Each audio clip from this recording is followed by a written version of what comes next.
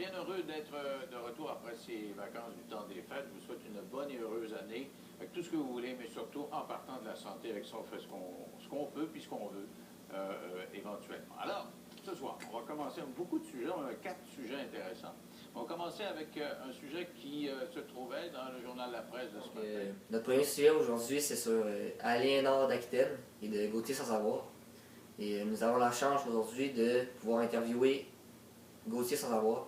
Donc nous allons commencer dans quelques minutes. On sait que vous avez travaillé très fort sur votre seigneurie pendant toute votre vie, mais on sait aussi que les conditions n'étaient pas spécifiquement les meilleures. Donc est-ce que vous pouvez nous dire quel sentiment vous ressentiez pendant ces moments-là? Écoutez, monsieur l'évêque, à ce moment-là, je vais juste avec ma femme puis mes 2 enfants. Puis ben, notre vie, elle dépendait clairement juste de nos récoltes. Puis ben, à un moment donné, les récoltes, ils ont diminué beaucoup, puis beaucoup, puis ben, là, j'ai dû réagir à ce phénomène-là. Fait que, c'est passé plein de choses dans ma tête, puis j'ai pensé à ça. Puis, à un moment donné, ben, j'ai pensé que la seule idée qui m'est venue en tête, c'était de voler la meule du coin. Fait que je sais que c'était pas la meilleure idée, mais c'est vraiment la seule idée qui m'est venue en tête. Fait que, vous savez, à ce moment-là, nous mangeons pratiquement plus. Tu sais, je voyais ma femme puis mes 2 enfants qui étaient malheureux puis qui mangeaient pas. Vous comprenez? Ah oui, je comprends, monsieur Néron. Monsieur, vous dites que le seul moyen de rester en vie, dans le fond, c'était de voler cette meule, sachant bien les conséquences. Ben, c'était la seule option qui me venait en tête à ce moment-là.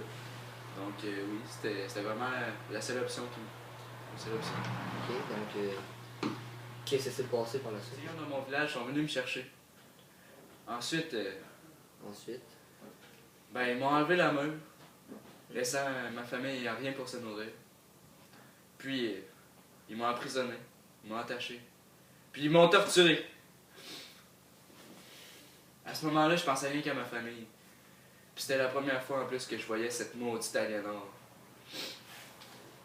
Fait qu'il arriva ce qui arriva. Ma famille complète mourir de faim.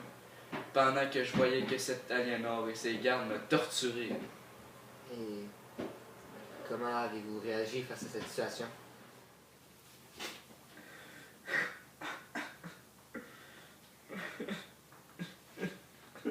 On revient après la pause.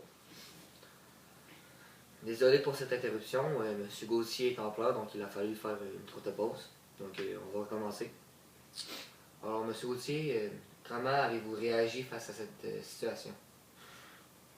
Prenez votre temps. Désolé. À cet instant, j'ai eu beaucoup d'idées noires. Sachez que l'idée de me suicider m'est venue plus d'une fois à l'esprit.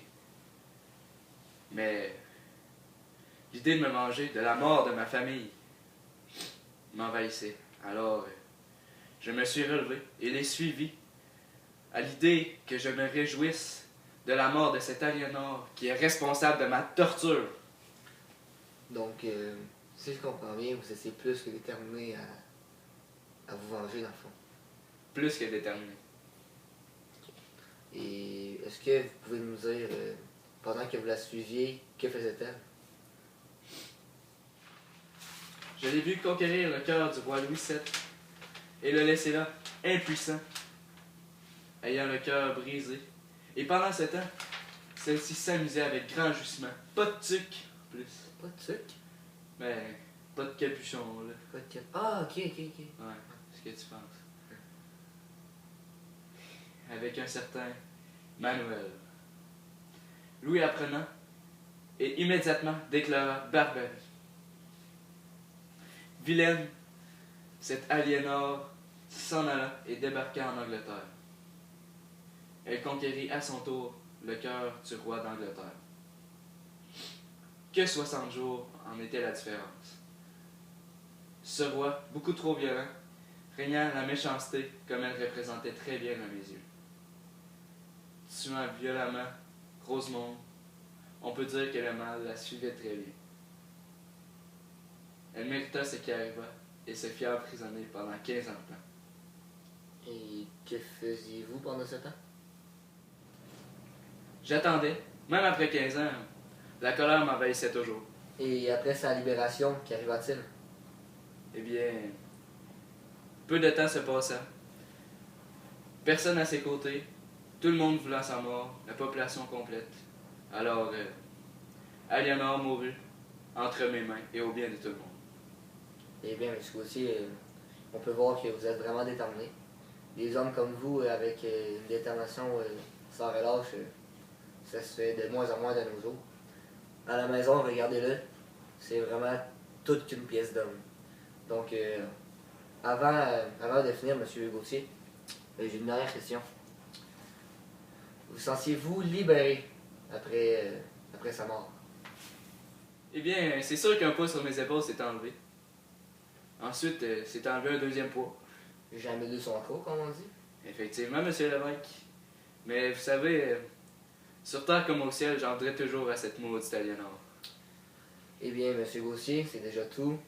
Je vous remercie de votre présence et au plaisir de vous revoir. Merci, monsieur l'évêque.